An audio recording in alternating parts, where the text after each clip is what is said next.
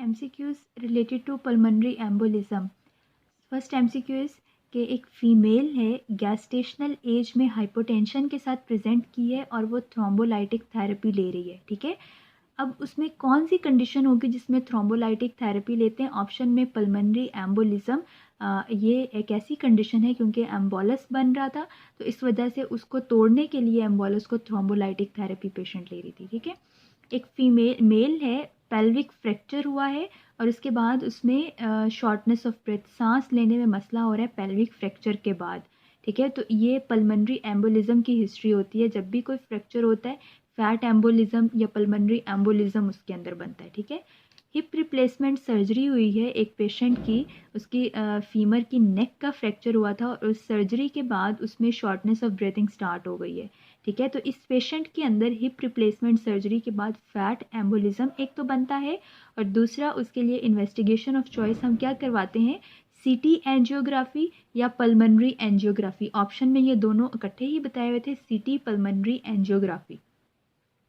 अगर hip replacement surgery करें तो उस पेशेंट में फैट एम्बोलिज्म हो सकता है क्योंकि बोन से रिलेटेड सर्जरी है, बोन का कोई भी इस तरह का प्रॉब्लम हो तो फैट एम्बोलिज्म के चांसेस सबसे ज़्यादा होते हैं, ठीक है। ये दोनों डिफरेंट ऑप्शन सिनेरियोज थे। देन इसी पल्मोनरी एम्बोलिज्म के पेशेंट में ईसीजी पे कौन कौन सी चेंजेस हमें मिलती हैं? साइनस टेकीकार्डिया होता है पेशेंट में। पल्मोनरी एब्सेस का मेन कॉज क्या है? स्टेफ ऑरियस और क्लैब्सिला, ये इन्फेक्शियस ऑर्गेनिजम्स हैं, इनकी वजह से पल्मोनरी एब्सेस बनती है। एक 40 ईयर ओल्ड मेल है, उसमें हाई ग्रेड फीवर है, प्रोडक्टिव कॉफ और रस्टी स्पुटम और ब्रोंकियल ब्रीथिंग। ये सारे साइंस शो कर रहे हैं कि कोई इन्फेक्शन है और इन्फेक्शन मोस्ट कॉमनली निमोनिया को फीवर कर रहे हैं क्योंकि निमोनिया में हाई ग्रेड फीवर होता है, ट्यूबरक्लोसिस के अंदर लो ग्रेड फीवर होता है। दूसरा रस्टी स्पुटम, तो रस्टी स्पुटम निमोनिया के डिफरेंट बैक्टीरियल कॉजेज होते हैं, तो स्ट्रेप्टोकोकस निमोनिया की वजह से रस्टी स्पुटम होता है और निमोनिया एक ऐसी कंडीशन है जिसमें ब्रोंकियल ब्रीथिंग होती है, ठीक है।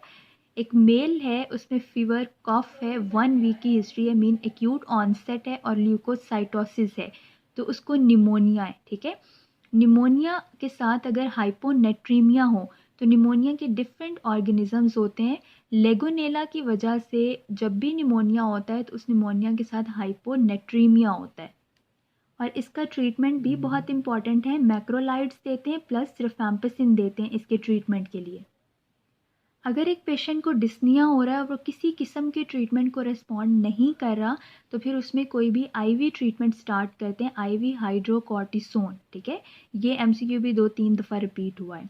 एस्पर्जिलोसिस, इसके लिए सीटी स्कैन पे कौन सा साइन हमें मिलता है? एस्पर्जिलोसिस में क्रीसेंट साइन मिलता है और सेकेंडली जब भी टीबी के लियन होती है उसमें कैविटरी लियन होती है, तो उस कैविटी के अंदर एस्पर्जिलोसिस के चांसेस बहुत ज़्यादा होते हैं कि इससे इन्फेक्शन होकर वहाँ पे एस्पर्जिलोमा बन जाए।